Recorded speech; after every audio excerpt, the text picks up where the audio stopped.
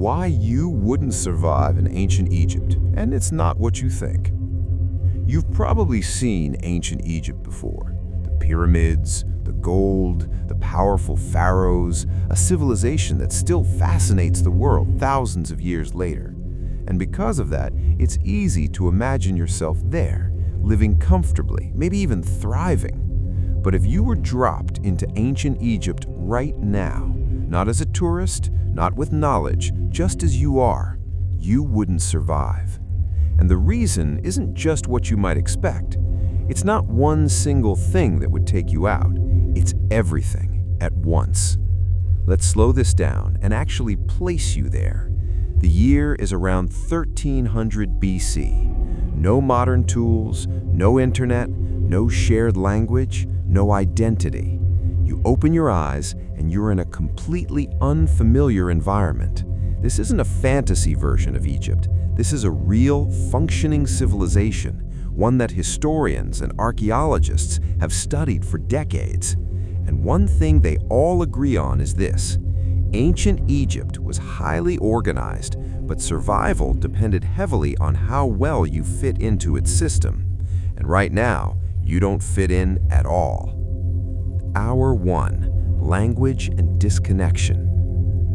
The first thing you try to do is communicate. You speak, but the people around you don't understand a word you're saying.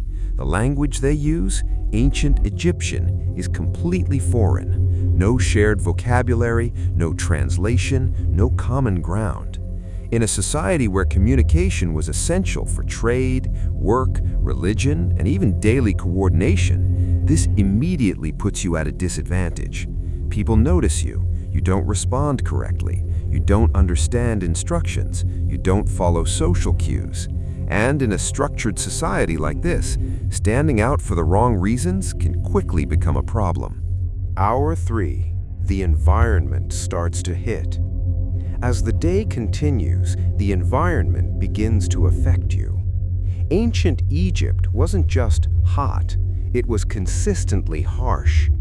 The climate along the Nile Valley could reach extremely high temperatures during the day, often exceeding what many modern humans are used to. People who lived there adapted over generations through routine, behavior, and lifestyle. But you haven't. The sun feels heavier than expected. Your body starts to overheat. You begin to feel tired earlier than usual. Not dramatically at first, but enough to notice something isn't right. Hour 5, water and the reality of the Nile. Now you need water. Naturally, your attention turns to the Nile River. The Nile was the center of life in ancient Egypt, supporting agriculture, transportation, and daily survival. But it wasn't treated the way we understand water today. Locals had developed some resistance over time through constant exposure. You haven't. Historians and medical studies of ancient remains show evidence of parasites and waterborne illnesses in populations living along the Nile. So when you drink, it's not just hydration, it's a risk you can't fully calculate. Hour 8, disease and limits of medicine. If you start feeling unwell, ancient Egypt did have medical practices. There were physicians, there were treatments, there were even written medical texts describing injuries and remedies. In fact, for its time, their medical system was quite advanced. But there was one major limitation. They didn't understand germs. No bacteria theory, no modern diagnosis, no antibiotics.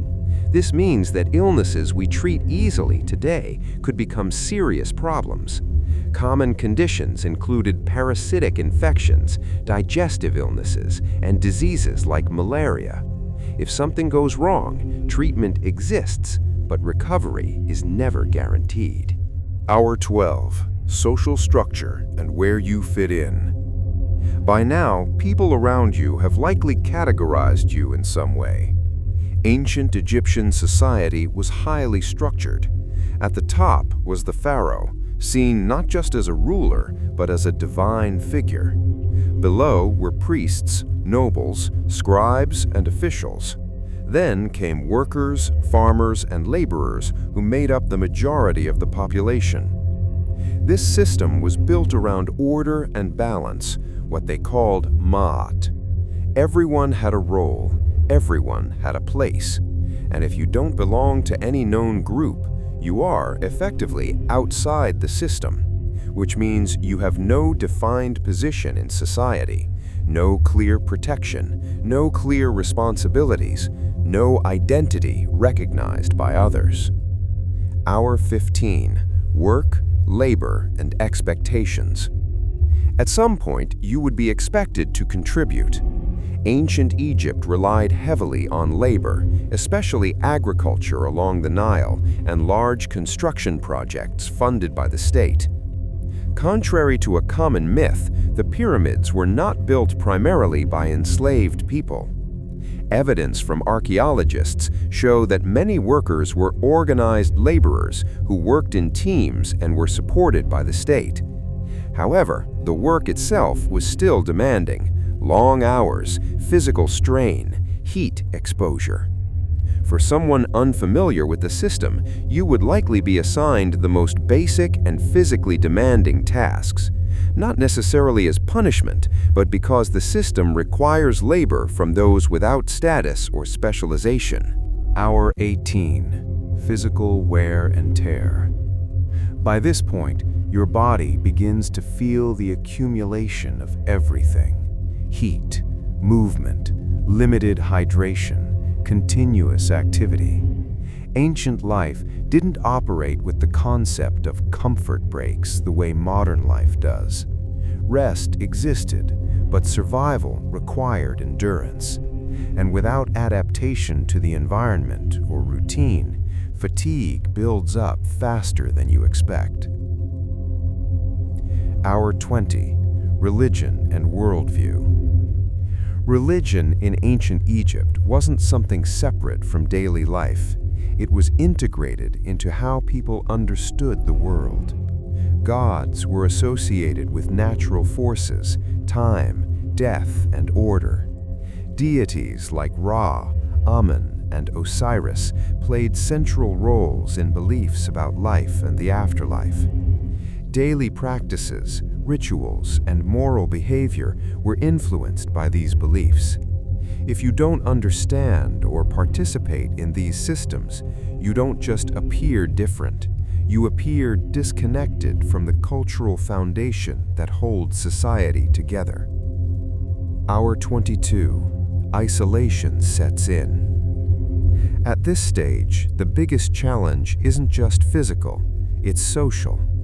You don't have a support system. You don't have trusted relationships. You don't have familiarity with the environment or culture.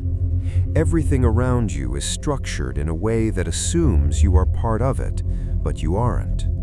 And in any ancient civilization, being outside the system limits your ability to access safety, resources, and stability.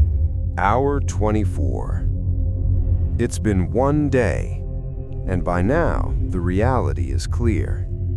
Ancient Egypt wasn't random. It wasn't chaotic.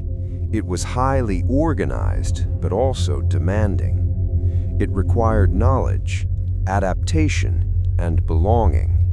Without those, survival becomes extremely difficult.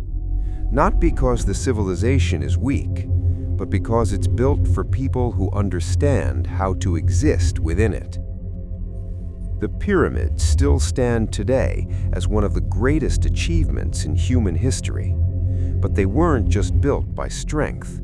They were built by people who understood their environment, their society, and their role within it.